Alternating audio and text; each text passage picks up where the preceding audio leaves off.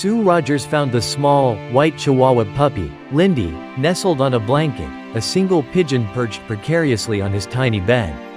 Lindy, born with a damaged spine, could only drag himself around on his front paws.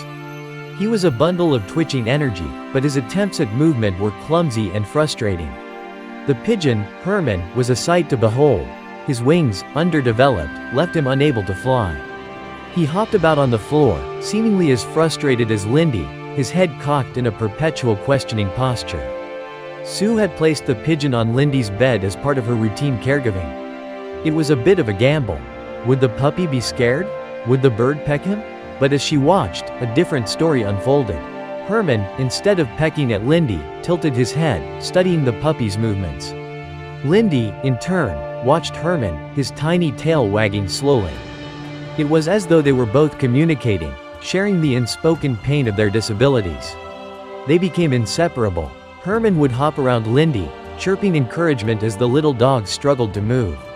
Lindy, in his own way, would try to groom Herman, his tiny tongue licking at the bird's feathers. They seemed to understand each other's limitations and found solace in each other's company.